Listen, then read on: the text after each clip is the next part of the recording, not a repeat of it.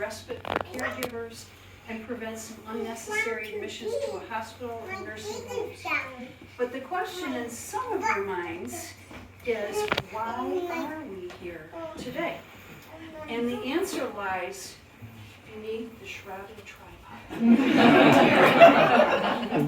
But first, some history and some milestones that got us here today. In 1992, Bert secured grant funding for the then volunteer-run Hospice Information and Referral Service to become a Medicare-certified hospice. Mary worked as an on-call nurse for the very early hospice Chautauqua County, and later as a nurse practitioner for Chautauqua Hospice and Palliative Care as recently as 2016. In 2019, there was a decision made by the board of directors to build a residence. It was long overdue. In that June 2019, Jeff Bagel accepted our offer to guide us through the capital campaign. And we told him it would be somewhat unconventional. Little did we know how unconventional and what the future would hold for all of us. In August of 2019, Mary and Bert agreed to be co-chairs of the Our House fundraising campaign to establish the first ever hospice residence in Chautauqua County. And we couldn't have asked for better leadership. On February 6th of 2020, the Department of Health gave us approval to begin May 1st and finish by December 31st. So February 6th, and remember what happened in March of 2020, the COVID emergency was declared. We were in a global pandemic and everything changed. Jeff said to us on more than one occasion, there's no playbook for a fundraising campaign during a global pandemic. And oh my, was he right. Construction was prohibited at first and limitations.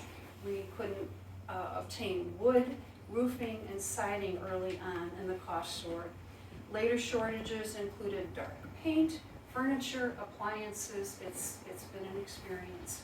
We obtained an extension through the Department of Health because we couldn't meet the original time frame due to COVID restrictions. They gave us an extension to April 1st of 2021, and more recently to February 12th of 2022, if needed. It won't be needed. We're anticipating opening early October. That is not going to change. Throughout the campaign, Mary and Bert have provided us steady support. They've been our rock through this whole thing. And they focused on the funding so that we could continue to move forward. We owe our deepest appreciation to many people that made this possible. And so, Bert and Mary, we're here today to thank you in particular for your long-standing commitment to the hospice mission and your steadfast leadership in bringing this project to fruition. Thank you.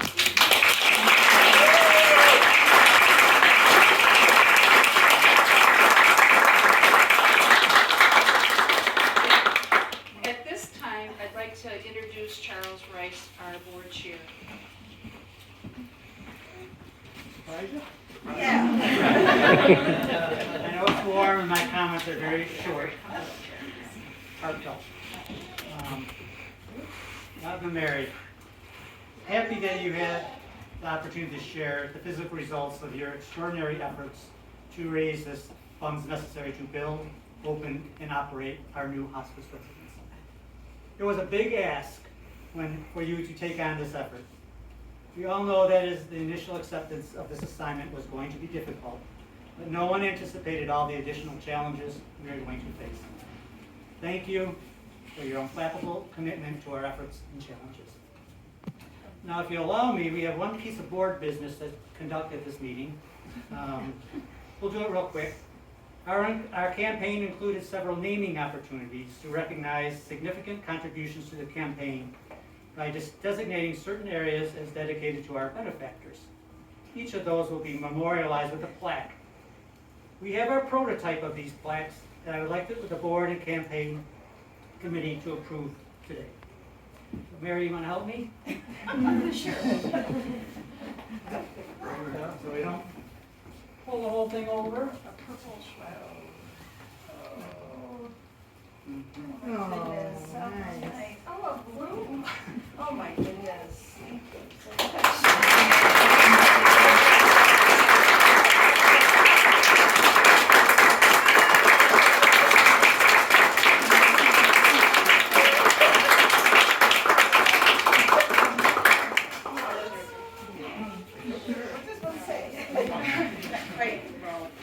is very honoring, and we really appreciate it, but we've had a wonderful time doing this. We've always believed in hospice and the hospice movement and everything hospice was doing.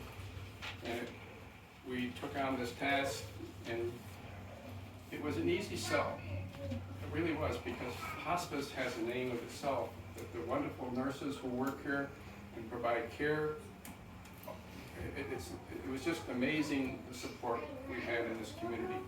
And it just, you know, from the stars to everybody, you know, Mary and I couldn't believe that we did our various things and talked to people and did all the announcement things that Andy wanted us to do, and then all of a sudden a lady on Open Millers Road gives us $10,000 and we don't even know. Hospice sells itself, and it's wonderful to be the chair of something that sells itself. Go ahead, Mary. Well, thank you all. We really are overwhelmed, but I personally feel that because Bert has had such high integrity in our county, as you all know, and I think for him and I to tell that story was easy, because people believed us and people knew that we understood the impact that a beautiful place like this will have. So thank you for the privilege to do it. I can't believe you pulled this off. The biggest liar in the whole room is Jenny Rappole. I should get back to my Seska plan this thing, and I don't know, I'm not invited. I don't know what's going on. Anyway, thank you very much.